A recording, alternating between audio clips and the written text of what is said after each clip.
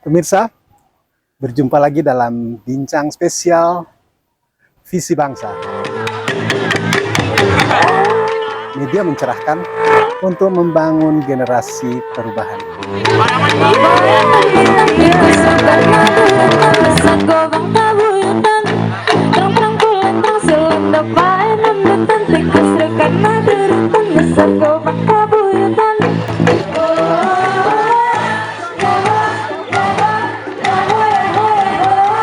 Saya saat ini sedang berada di sekolah yang terakreditasi unggul, sekolah SMA yang berada di lingkungan kampus Institut Pertanian Bogor.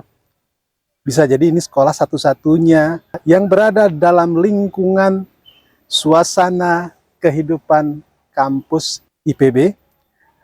Dan saya sekarang bersama dengan seorang akademisi yang juga memimpin menjadi kepala sekolah SMA Kornita dengan Bapak Insinyur Tri Heru Widarto, Master of Science. Pak Heru, apa kabar nih? Baik, alhamdulillah. Alhamdulillah. Pak Adi, sehat. Saat ini sedang sibuk apa nih di SMA Kornita ini? Di SMA Kornita, alhamdulillah, ya kegiatan rutinnya tetap berjalan.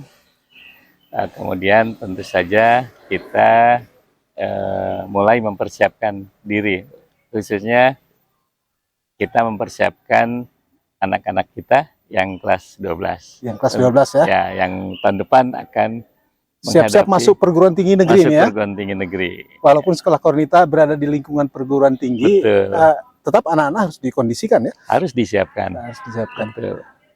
Pak Heru, dalam ujian tertulis berbasis komputer, kalau zaman kita dulu kan tidak pakai basis komputer, kita langsung Ya, di kertas nih, betul. ya kan?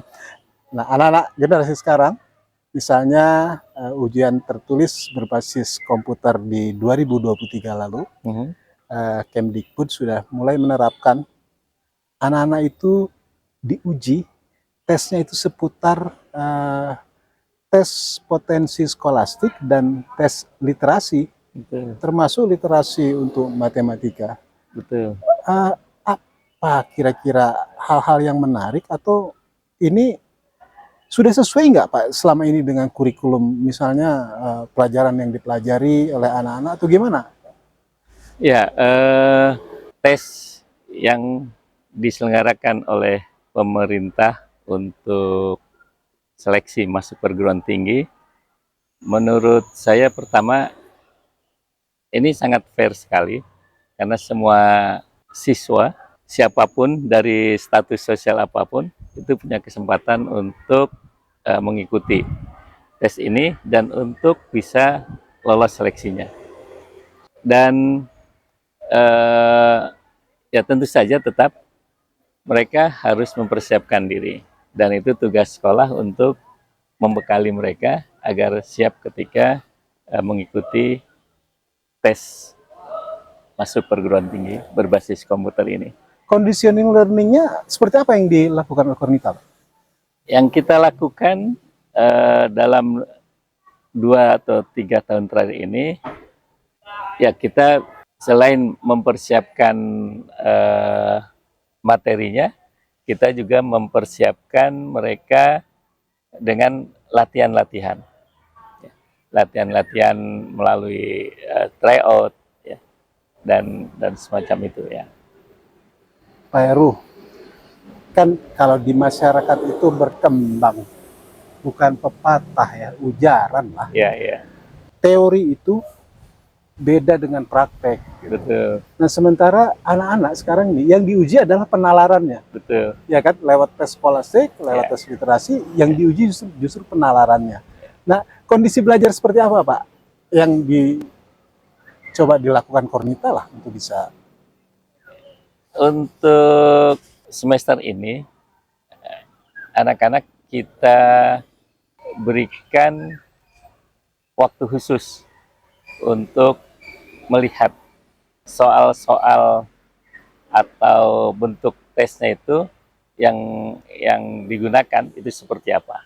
Jadi sudah kita kenalkan sejak awal semester ganjil yang lalu untuk kelas 12.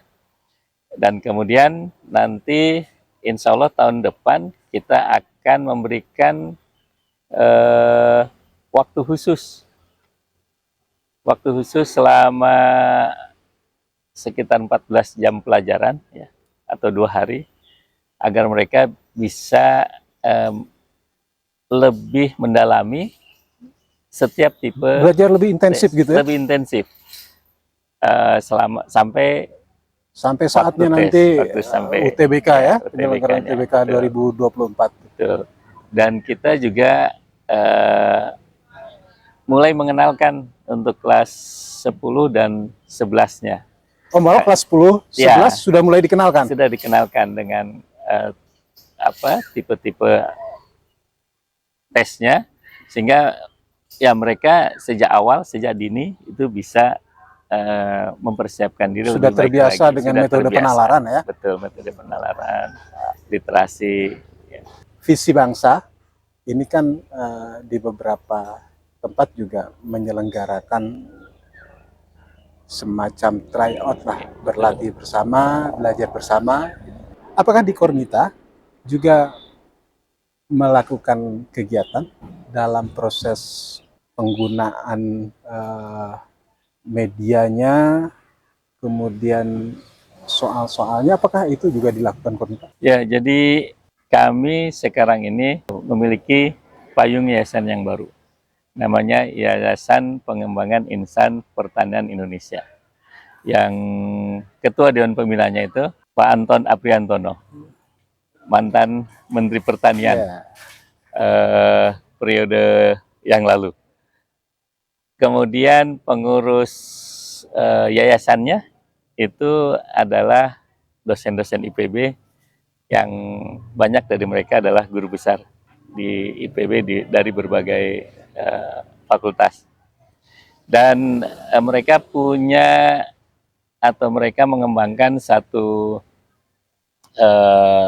lembaga yang mengkaji secara khusus bagaimana agar anak-anak bisa maksimal dalam mengikuti tes atau UTBK. Dan programnya di YAPIPI ini, itu programnya 100% PTN. Jadi nanti kita mulai di semester depan, kita akan laksanakan program itu secara intensif. 1 pekan itu kita alokasikan waktu 2 hari. Ini menarik ini. Targetnya tadi 100% PTN. Betul. Jadi anak-anak yang kelas 12 sekarang ini ditargetkan masuk PTN semua. Insya Allah. Harapannya seperti itu ya. Ya. Ini bisa ngiri ini sekolah-sekolah lain nih Pak. Ya. Sekolah lain boleh ikutan nggak? Misalnya ikut berlatih di Kornita gitu?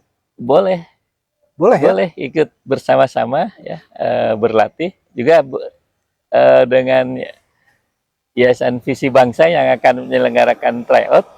Karena memang tryout ini sangat diperlukan oleh siswa agar mereka terbiasa. Pembiasaan dengan tipe soalnya. Bahkan ada pengalaman menarik dari siswa kami yang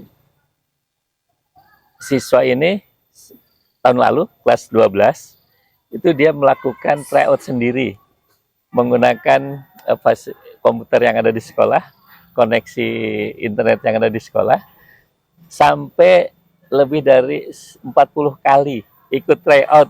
Mandiri dia sendiri. Mandiri, ya? Tanpa ikut bimbel, tanpa ikut tambahan lainnya, dan alhamdulillah anak ini lolos masuk IPB University. Luar biasa ini ya. Jadi konsentrasi sekarang ini Yayasan YAPIPI ya, lebih enak menyingkatnya YAPIPI yang pembina dipimpin oleh Pak Anton dan pengurusnya ini para guru besar akademisi yang sudah teruji lah keilmuannya, ya kan. Targetnya 100% PTN lolos dulu di PTN. Mudah-mudahan target ini bisa tercapai Pak. Amin, amin. Insya Allah. Dan lebih penting juga ini ke publik di Bogor ini, kalau ada peluang, ada kesempatan dibuka kepada sekolah-sekolah lain untuk ikut bersama-sama dengan Kornita untuk menyiapkan para siswanya lolos di PTN ini lebih baik. Pak Heru, SMA Kornita ini kan berada di lingkungan kampus perguruan tinggi ternama, Excellent University lah, IPB di Dramaga ini. Ini sekolah yang mungkin kalau anak-anak setiap hari melihat ya suasana bagaimana kakak-kakaknya kuliah Ya, dan seterusnya. betul. Sebenarnya untuk anak-anak ini menguntungkan atau seperti apa Pak suasana sekolah sendiri? Ya, ini memang yang kami syukuri bahwa kita mendidik anak-anak dalam lingkungan yang sangat mendukung untuk perkembangan khususnya akademik mereka. Bagi mereka selama sekolah di SMA Kornita, mereka pertama punya kesempatan tadi bahwa mereka bisa berinteraksi dengan kakak-kakaknya yang sudah jadi mahasiswa, sehingga bisa tahu bagaimana kehidupan mahasiswa. Yang kedua, mereka juga punya kesempatan berinteraksi dengan dosen-dosennya, karena kita sering mengundang mereka untuk memberikan kuliah umum, untuk memberikan tambahan motivasi, semangat. Kemudian yang ketiga, mereka punya kesempatan untuk memanfaatkan sarana prasarana pendidikan yang ada di dalam kampus IPB. Oh, bisa anak-anak gunakan itu ya? Bisa. Tentunya ketika sedang tidak digunakan oleh mahasiswa. Ketika UTS. Contohnya seperti apa, Pak? Mereka bisa praktikum di laboratoriumnya, atau bisa menggunakan kebun atau lapangan percobaannya ya, ketika sedang kosong tidak digunakan oleh mahasiswa, kita bisa menggunakan. Jadi hal menarik itu kalau sekolah di Kornita, akademisi dari IPB sendiri, betul, ada kelas-kelas tambahan belajar yang memberikan kuliah umum dari dosen-dosen, kemudian pemanfaatan fasilitas-fasilitas yang dimiliki oleh IPB yang bisa juga digunakan oleh anak-anak SMA Kornita ya. Betul. Gitu. Dan yang lebih menarik, anak-anak kita yang kelas 12 itu punya kesempatan atau diberi kesempatan oleh IPB University untuk bisa mencicipi kuliah di IPB selama 1 semester. Ya. Mencicipi, jadi ikut kuliah? Ikut kuliah, sit-in selama 1 semester untuk 1 mata kuliah. Setelah mereka lulus atau ketika mereka kelas 12. Mereka kelas 12. Ketika mereka kelas 12, betul, boleh ikutan 1 semester. 1 semester. Ikut kuliah. Ya. Walaupun bukan mahasiswa IPB ya, statusnya masih anak SMA. Ya, betul. Ini menarik pemirsa, luar biasa. Kalau anak-anak Anda sekolah di Kornita, kira-kira itu ada 3 hal yang cukup menarik. Ada dosen-dosen IPB yang kerap memberikan kelas belajar tambahan, kuliah semacam kuliah umum. Kemudian anak-anak SMA Kornita punya kesempatan untuk memanfaatkan laboratorium atau lapangan praktek yang dimiliki oleh IPB. Dan yang paling menarik, anak kelas 12 SMA Kornita diberi kesempatan pengalaman belajar, pengalaman kuliah 1 semester. Jadi 1 semester menjadi mahasiswa IPB. Itu luar biasa. Terima kasih Pak Heru. Sama-sama Pak. Pemirsa, nantikan bincang-bincang menarik lainnya seputar dunia pendidikan, khususnya ikhtiar kita mempersiapkan generasi perubahan hanya di Media Mencerahkan, visibangsa.id. Billahi taufiq wal hidayah. Wassalamualaikum warahmatullahi wabarakatuh. Waalaikumsalam.